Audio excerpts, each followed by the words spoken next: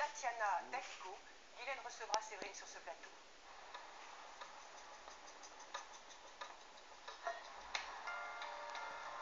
Un petit matin comme tous les autres. Paisible. La routine au Sable d'Olonne. Pourtant ce jour-là, au tribunal d'instance, des vies vont basculer. Le juge des tutelles Soisy-Quelleux est en entretien. Vous avez combien d'auditions? 22, je crois. Sur la journée? Sur la journée, oui. Ces décisions vont bouleverser le destin de dizaines de familles. Comment le dossier de Monsieur Trenck? Donc avancez, s'il vous plaît. Comme celui de ces trois frères qui attendent ce rendez-vous depuis des mois. Monsieur, je vous en prie, asseyez-vous. La situation est urgente. Leur père vient de mourir. Thierry vit désormais seul dans un foyer. Il a besoin que quelqu'un prenne soin de lui et de son argent. Quel âge avez-vous, monsieur? 43 ans. 43 ans. 43 ans. D'accord. Vous vous y plaisez au foyer? Content. Oui, vous êtes content? Content. D'accord. Qu'est-ce que vous faites là-bas comme activité? La peinture, De la peinture? colorier, Oui. la poterie. La poterie aussi? La poterie. D'accord. Vous aimez bien travailler avec vos mains? On travaille aux mains. D'accord. Est-ce que vous pensez que votre frère serait capable de prendre des décisions relatives à sa personne, s'il devait se faire opérer, s'il devait avoir... Non, du tout. Non, pas du tout. Il a beaucoup de mémoire, donc il arrive à faire des choses quotidiennes à partir du moment qu'on lui a expliqué et qu'on lui a dit de les faire, quoi. Mais de là à prendre des décisions, d'aller chez le docteur s'il a mal ou quoi que ce soit, non, il va toujours demander. En fait, on voudrait qu'on soit tous les deux tuteurs. Tous les deux, donc les deux Alors, frères? ouais. Vous êtes que trois, hein? Oui, on est 3 enfants. D'accord. Donc vous êtes d'accord, monsieur Trenck? Donc c'est vos deux frères qui Mes vont... deux frères, mes deux frères. Voilà, c'est vos deux frères qui vont être vos tuteurs, donc c'est eux qui vont s'occuper de vous, de gérer vos affaires, de vous aider à prendre des décisions pour votre personne. Hein? Ça vous convient? Convient. Oui? D'accord, ok. Et pour vous, messieurs, En signant ce procès verbal, Thierry devient, selon la loi, un majeur protégé. c'est pas grave, je sais, pas de souci, il a de la place là, donc il peut y aller là. Une partie de son avenir est désormais entre les mains de ses deux frères. Au revoir. Vous êtes madame? Je suis mademoiselle Sister Annie. Annie, elle, est sous tutelle depuis l'âge de 24 ans. Bonjour madame. Je vous en prie, entrez, asseyez-vous. Le juge doit décider aujourd'hui si elle a toujours besoin d'être protégée. La jeune femme souffre de troubles de la personnalité qui la rendent vulnérable. Je suis une proie facile, quoi. Ouais. Et il y a des fois des gens qui viennent chez vous, qui vous demandent de l'argent, qui demandent de l'argent, ouais. D'accord. Et vous laissez les gens rentrer chez vous? Vous n'êtes pas très méfiante? Ben, si je suis méfiante, mais c'est compliqué, quoi, donc... D'accord. La mesure est prolongée. Laissez relire, madame, ce qui a été noté. Pendant 5 ans encore, Annie dépendra d'un tuteur qui gère son budget. Ben, je suis très satisfaite, madame. Merci. Merci. Chaque année, près de 100 000 personnes rejoignent le rang des majeurs protégés. Ils sont désormais 1 million en France. Quel est le quotidien d'une vie sous tutelle? Entre protection et privation des libertés, nous sommes allés à la rencontre de ces Français que la société a pris sous son aile.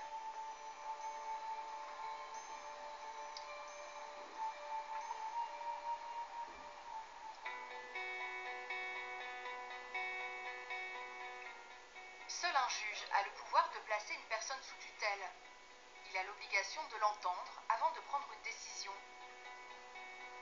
Plusieurs fois par an, la juge Soisy-Quelleux va à la rencontre de ceux qui ne peuvent plus se déplacer. Ce jour-là, une personne âgée et isolée qui lui a été signalée par les services sociaux. Madame, je suis madame Belleux, juge des tutelles. Vous voulez bien me recevoir? Oui?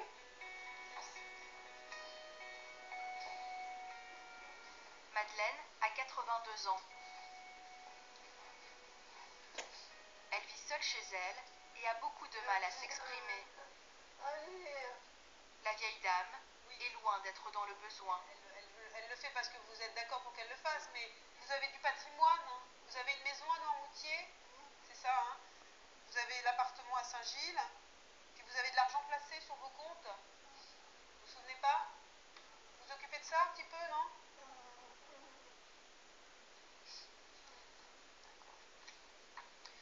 Moi, je pense, madame, que ce serait bien que quelqu'un soit nommé officiellement pour s'occuper de vos papiers, de vos affaires.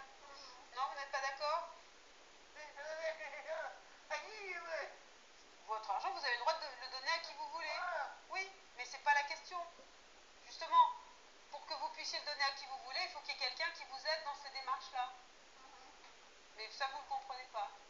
Donc, bon, nous, on doit prendre en charge ce genre de situation et éventuellement imposer, le cas échéant, à cette dame une mesure de protection parce que manifestement, des difficultés d'expression, des difficultés de déplacement, un patrimoine qui est relativement important, pas de famille autour d'elle, et bon, il n'est pas exclu qu'il puisse y avoir des gens qui ne soient pas forcément bien intentionnés, même si là aujourd'hui elle pense que c'est nous qui lui voulons quelque chose par rapport à son argent.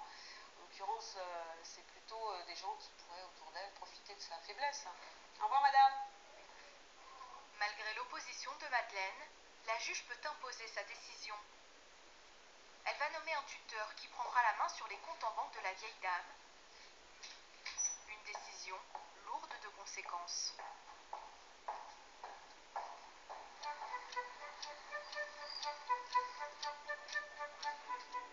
Dans le Val d'Oise, à une cinquantaine de kilomètres de Paris, vit Janine Coden, 77 ans. Elle aussi s'est vue imposer par un juge une mesure de protection. Elle n'a plus librement accès à son argent. Quand elle fait ses courses, Janine doit compter au plus juste.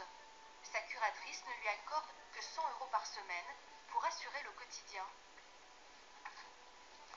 Pour faire un cadeau à mes petits-enfants. Ça coûte pas trop cher, ça c'est 99. Janine vit très mal cette situation, car elle a des ressources. 1400 € par mois. Mais elle n'a plus qu'une carte de retrait plafonnée. Son chéquier et sa carte bleue lui ont été retirés, comme si elle n'était plus capable.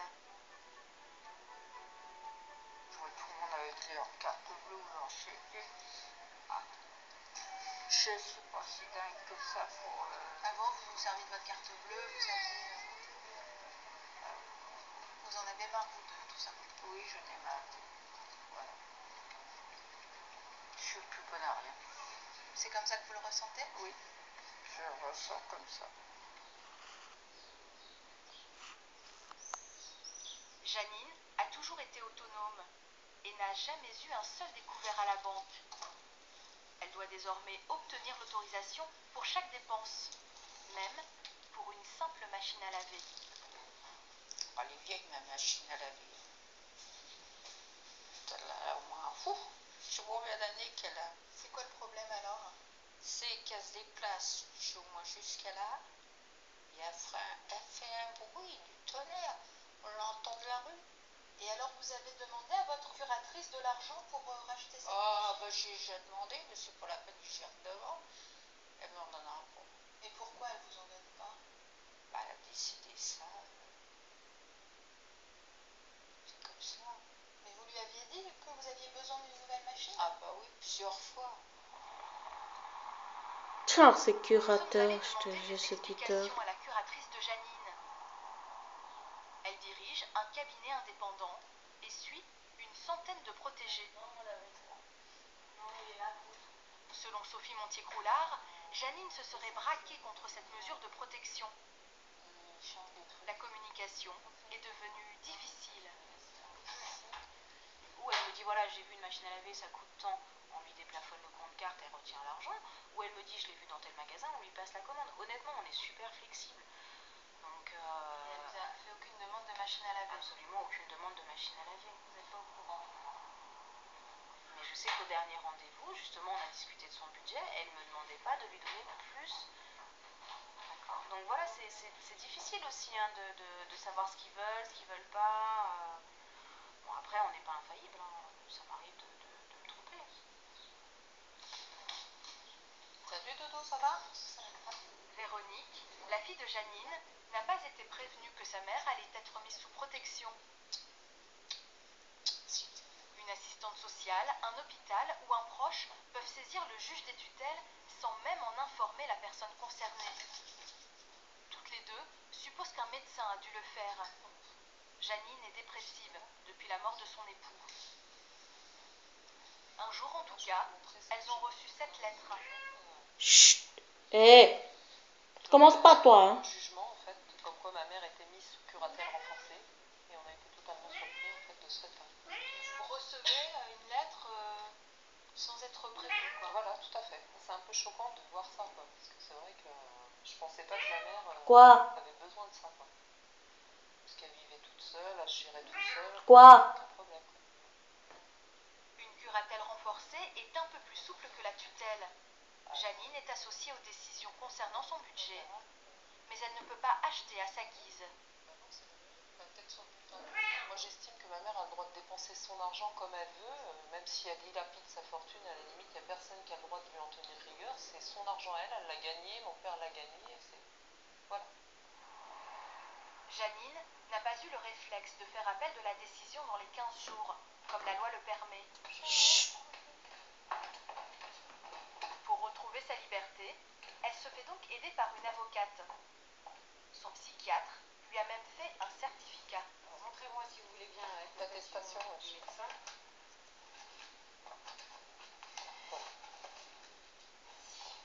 Il explique qu'on pourrait envisager l'assouplissement de cette mesure. D'accord ? Sortir d'une curatelle peut être long et difficile, mais pour Janine, cela semble vital. Est-ce que vous avez envisagé la possibilité de rester en curatelle renforcée? Bon, alors là, je crois que je retomberai en la dépression. Je me laisserai aller là. Bah, je suis tellement anxieuse. Je suis quelqu'un d'anxieux. Alors quand il me tombe des choses comme ça sur moi, ah oui, là, je l'ai fait déjà une fois, je le referai. Le savourer.